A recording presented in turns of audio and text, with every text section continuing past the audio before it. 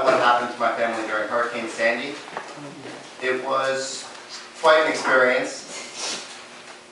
Well, after Irene, we had survived that pretty well. We didn't get any water in the house or anything. We survived pretty well through that. We barely had any damage at all. And so when Sandy was coming, we prepared just about the same way. You know, we sandbagged doors, and you know, I live on the water, so we had boats in the back, and we had to prepare all the lines and everything for that. But during the storm, I was sitting downstairs on the recliner, and I'm playing my Xbox. You know, I'm watching the back door that I had sandbagged, because I figured the water is going to come up eventually. It's going to come up high enough. The water is going to come in over the sandbags. And so I'm sitting there watching it, and it never came in. And the water's coming up higher and higher up the door. Every once in a while I go in and look out the door, it's higher up the door. Well, I went to walk upstairs to the second floor, and the entire area rug in the second room was floating because the water was coming up through the floor. And so I called everyone downstairs, and we started lifting everything off the floor that was anything of value, you know. Yes. You know, air conditioners. Xbox, yes. The TV. I was like, I'm taking this. So we spent, you know, at least an hour and a half, you know, just bringing stuff upstairs, the couch, you know, everything. We had to take the door off the hinges to get the couch out. The interior door, not the exterior door. Well, after that, the water was just coming up high enough that we were afraid that the water was going to get the electrical outlets and make a short. So we had to shut the power off and the main breaker.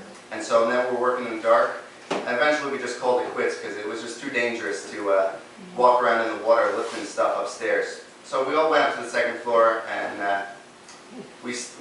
after a couple minutes, my mom said, "What about the neighbors?" You know, because we have one of the highest houses on the block. And she said, "He lives in a low house. If water is coming into our house, it's not long before it's going to come into his house." So I think she called him on the phone, and she said, "Why don't you come over to our house? We have a second story on our house, so you'll be safe and dry up here." So he came over, and we got him some dry clothes because he had to, you know, wade through the water, ford his way. And maybe, I don't know, a little while later, half an hour later, you know, we'll look downstairs, and whew, there was 4 feet of water there. The tables are floating, you know, we have a big tub freezer that is tipped up on its side because there's a little air in there. Oh geez, it was a mess. So much stuff was just floating around. And then a little while later, on the door, is the neighbor on our north side. He lives in a house very similar to ours. It's a high house, big house. And he says, "I think we need some to come over to your house because we had the power on and the breakers in the crawl space downstairs, and we heard an electrical pop, and the house is now full of smoke. So we just need to come over for a little while, let the smoke clear out, and we'll head back over there." So me and my brother, we put on our wet pants that we were wading through our basement with, and we go outside, and I put on my big old yellow boots, right? I'm like, all right, now I'm good. So I put on these big yellow boots right up to my knees. I go outside,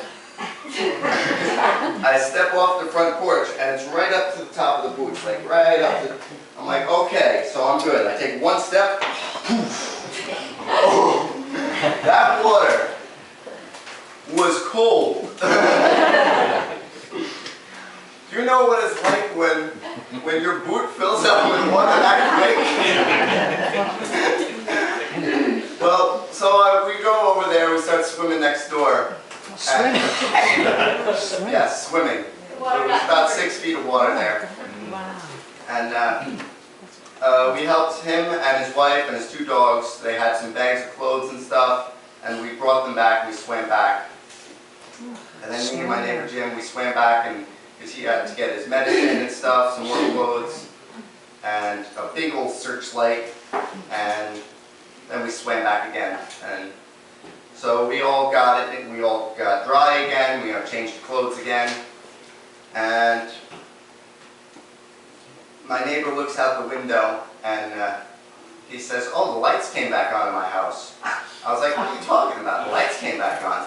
We all go over to the window. He's like, "Nope, that's not lights. There was a little tiny bit of flame, just like this little bit, just trickling up over the window."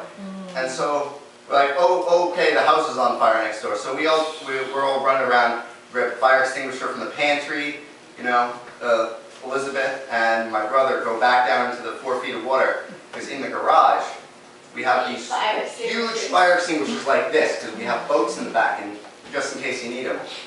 Well, it's dark down there, so they got these tiny little flashlights, and So by the time they ended up getting them, it was too late. The fire was already 15 feet up the wall. So there was like, it was crazy. We can't even get over there to try and fight it because the water was too deep. And it was like 70-mile-an-hour winds, and so the wind was just taking the fire and just right down the side of their house. And so my brother says to me, "Stephen, there's gas cans in the shed." I was like, "What? Yeah? We have gas cans in the shed for filling up lawnmowers and stuff, and we had filled them up to fill the generators after the storm in case we lost power. And we had about maybe 15 or 20 gallons of gas."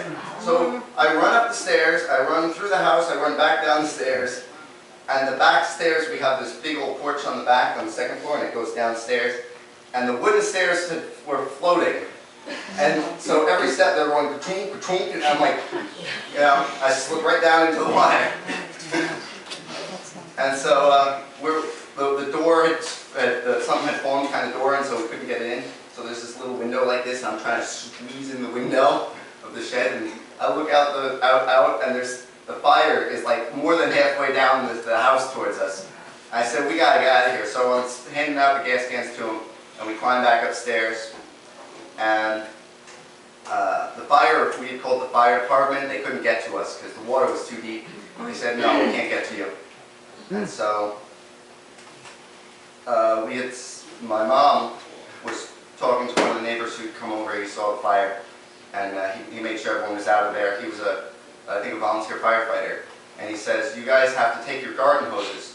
You have to start spraying down the third story of your house, because the first 2 stories are brick. The third story is like siding, and so the siding was in danger of burning because brick doesn't burn." And so we took the front garden hose and the back garden hose, and we brought them up to the 2nd story windows, and we pushed the windows out, the screens, and opened the windows, and we were leaning out the windows and we're spraying the 3rd story of our house. And I said to myself, "I'm crazy, I'm saying, this is crazy.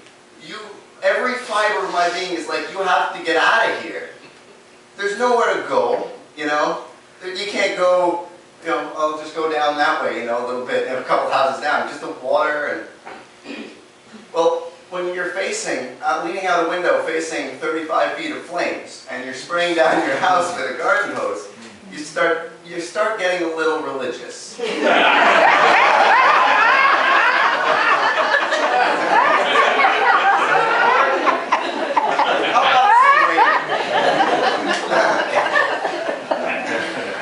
Well, I said, "Oh my Lord, we need help."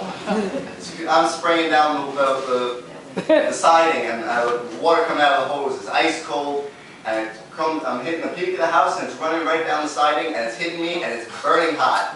The water goes right in my face, and I shake the water off. And what happens? My glasses goes whoop, right into the water down below. So now I'm half blind. Hours we spent with those hoses spraying down the siding, and it was getting pretty bad. The siding was starting to smoke, and we started grabbing life jackets that were floating around in the basement, because we figured we were going to have to swim across the street to safety. We got like 11 people in the house. And right about that time, we were just packing up clothes, getting ready to leave. What pulls up the street but a big fireboat truck. It's like an amphibious truck. And they put this big thing in the water, this big old hose, and they turned on the hose, and it was just like, the difference between a fire hose and a garden hose. It's like, I have a squirt gun, and they have a bazooka. Well, that knocked down the fire pretty well, and they sprayed down the side of our house to stop it from burning. But, so we never actually had to leave the house, so we were on the second floor. And so after a couple of hours, they knocked it down, you know, they left because they had other fires going on. And so we all just, by that time it was like 1 o'clock maybe in the morning. It was just so dark. We all just went to bed. There was I think we kept 2 people up in shifts to make sure the fire didn't come back up. And so it was, well, maybe 4 o'clock in the morning. I wake up, it's still pitch dark. And my sister wakes me up and she says, the fire's coming back up, you gotta help me. And so I come back outside, I'm right out of my warm bed, I'm in my pajamas, I got my sweatpants on. I'm like, oh boy, so I think the water had gone down a little bit by that point, so I put on my boots and I rolled my sweatpants up my legs and I walked right into the water, and the fire had gone down, so I walked towards their house a little bit and I was spraying the garden hose, and then I think the fire truck showed back up again, and they knocked it down again. The next morning, it was just smoking, it was just right down to the water line it burned, right to a hole in the ground. It was pretty bad, and it's just amazing that our house didn't catch on fire. It's not that far of a distance, you know, with the way the heat was, you could feel it from the other side of the house. You couldn't touch the interior walls on that side of the house because it was too hot. So we were really getting worried there, but God protected us and we managed to pull through that.